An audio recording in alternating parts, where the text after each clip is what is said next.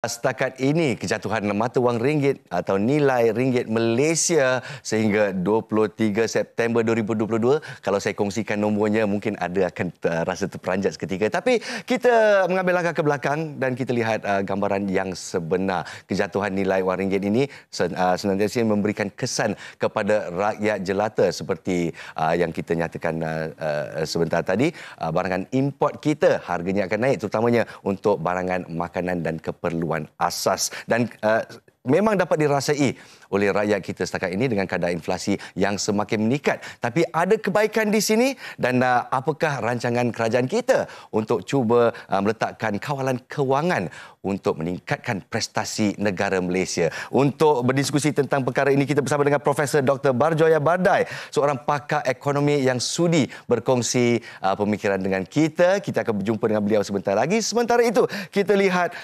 tukaran mata wang kita setakat ini.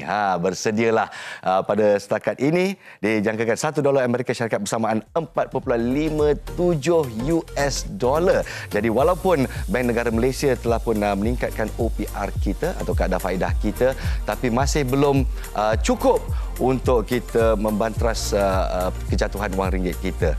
Dijangkakan pada hujung tahun ini ringgit Malaysia akan lebih kukuh, tapi buat masa ini apa kata kita bertahan seketika. Kalau kita bandingkan dengan dolar Singapura 3.22, tiada peningkatan di sana. 100 rupiah Indonesia 0.03 juga tiada peningkatan yang signifikan, tapi dengan Thai baht dan juga won Korea tetap kukuh 12.23 dan 0.32. Jadi kalau dilihat prestasi ringgit Malaysia berbanding dengan negara-negara Asia, sebenarnya negara Malaysia ni antara yang mempunyai prestasi yang baik berbanding US dollar, berbanding dengan negara-negara lain di ASEAN. Baiklah, apa pula pendapat Profesor Dr. Barjoya Bardai yang kita sebutkan sebentar tadi, pakar ekonomi kita? Kita berdiskusi dengan beliau sekarang. Assalamualaikum, Profesor. Waalaikumsalam warahmatullahi wabarakatuh. Khabar Cik Nas? Alhamdulillah, walaupun ada rasa goyah sikit 4.57 pada pagi ini, Profesor. Jadi kita lihat daripada bingkisan kita, apakah yang dapat dirasai oleh rakyat tentang kejatuhan nilai wang ringgit kita. Harga barangan semakin meningkat dan juga services, ya. Dan juga boleh dikatakan mahasiswa atau mereka yang menjelajah ke luar negara akan merasai kesempitan. Tapi adakah kebaikan di sebaliknya? Persilakan, Prof. Okey, terima kasih. Bismillahirrahmanirrahim. Sebenarnya dia seperti duit siling. Dia ada dua muka, ada kebaikan dan keburukan. Kita tengok kebaikan dulu. Kebaikan yang besar ialah kita merupakan negara yang sangat terbuka. Kita mengeksport 80% daripada keluaran kita.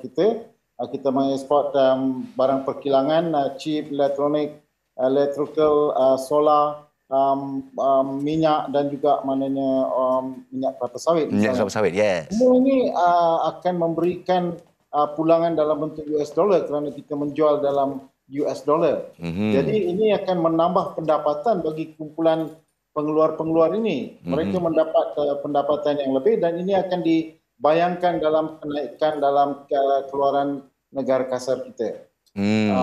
Tetapi di pihak yang lain, kita juga mengimport lebih daripada 80% keperluan kita. Jadi barang-barang keperluan khususnya makanan, lebih 60 bilion kita import makanan. Apabila nilai ringgit kita lemah berbanding US dollar, kita akan terpaksa membayar lebih tinggi untuk belian barang-barang import ni, dan ini akan dibayangkan dengan kenaikan harga barang-barang import yang kita gunakan. Jadi kalau banyak pengguna yang menggunakan barang-barang import, mereka akan merasa kenaikan ini secara mendadak. Itu juga maknanya kita sebenarnya menghadapi isu kerana banyak pelabur-pelabur jangka pendek yang menjual sahamnya di pasaran saham kerana melihat bahawa pasaran saham New York dan juga apa-apa pelaburan dalam bentuk USD adalah lebih menarik kerana nilai USD akan terus dijangkakan menaik. Jadi mereka menjual pelaburan di Malaysia, menukar ringgit kepada US dollar. Ini menyebabkan inilah perkara yang penting yang menyebabkan nilai ringgit kita semakin melemah. Ada juga kesan lain, misalnya pekerja-pekerja asing kita tiap-tiap bulan menghantar wang gaji mereka balik ke negara mereka juga menggunakan US dollar. Itu juga merupakan kesan negatif. Kalau kita lihat tentang kesan mata wang kita mengalir dari ke luar negara, baru-baru ini itulah isu bahawa pelancong-pelancong kita lebih gemar ke Thailand untuk membelanjakan duit kita. Adakah itu juga membawa kesan kepada nilai mata wang kita? Okey, sebenarnya pelancong-pelancong dalam negara kita dah jemu melancong dalam negara dan juga mana tidak ada insentif yang diberikan kepada pelancong untuk melancong di negara sini. Mereka boleh pergi ke negara jiran dan mendapat pakej pelancongan, mana dibayar RM500 boleh duduk 4 hari, makan dan lodging sekali, mana itu merupakan satu yang sangat menarik, lebih jauh lebih murah daripada kalau mereka pergi ke Langkawi misalnya. Jadi ini kita perlu, mungkin pertama kita perlu ingatkan kepada industri pelancongan di Malaysia, jangan nak cepat sangat meraih balik kerugian yang lepas. Cuba melabur dengan menarik pelancong-pelancong dalam negeri, supaya mereka lebih suka melancong dalam negara. Dan kepada isi rumah, pengguna-pengguna, cuba fikirkan bahawa mereka, jika mereka melancong dalam negara, mereka dapat membantu negara untuk memulihkan ringgit juga maknanya. Dan sebenarnya di Malaysia ada banyak produk-produk pelancongan yang sangat menarik yang kita tak pernah dengar, tak pernah lihat, dan kita perlu explore yang ini misalnya. Jadi bukan saja melancong ya, kalau untuk kita melawan inflasi dan juga kadar nilai ringgit yang lebih merundum, apakah strategi untuk rakyat Malaysia? Adakah kita harus beli barangan buatan Malaysia? Macam mana saranan Profesor? Ya, kerajaan perlu menggalakkan proses apa yang dipanggil pergantian import. Mana kita perlu menggantikan penggunaan barang-barang import. Misalnya syarikat-syarikat pengeluar boleh cuba menggunakan bahan mentah tempatan. Kalau dulu dia menggunakan misalnya jagung dan gandum, sekarang cubalah gunakan pelepah kelapa sawit dan sisa-sisa kelapa sawit yang sebenarnya nutriennya lebih baik. Begitu juga pengguna-pengguna, kalau dulu kita makan sayuran import, buah-buahan import, sekarang cuba makan buah-buahan tempatan. Ini sebenarnya buah-buahan tempatan lebih fresh dan lebih banyak nutritionnya. Tapi kita perlu pendedahan dan promosi untuk menarik pengguna-pengguna kita menggunakan barang tempatan. Mana strategi food security atau keselamatan makanan perlu dipergiatkan. Kita perlu menggalakkan semua isi rumah dan khususnya petani untuk mempergiatkan aktiviti pertanian, meningkatkan produktiviti dan menambah hasil. InsyaAllah ini akan mengurangkan pergantungan kepada import. InsyaAllah, dan untuk kita orang kata menentukan nasib dengan dua tangan kita sendiri sebagai rakyat Malaysia ya. Jadi apa yang saya nak cuba sarankan di sini juga, antara kebaikan bila nilai mata wang sebuah negara itu jatuh, KDNK akan terpaksa dipertingkatkan. Adakah ini juga bermakna lebih peluang pekerjaan buat rakyat Malaysia kerana kita mengeluarkan lebih banyak benda untuk diekspor dan menjadi lebih kompetitif di luar negara? Bagaimana perasaan? Ya, pastinya, sebab apabila harga barang kita dalam ringgit meningkat disebabkan penurunan nilai mata wang kita, dia akan menggalakkan pengeluar-pengeluar untuk menambah kapasiti pengeluaran.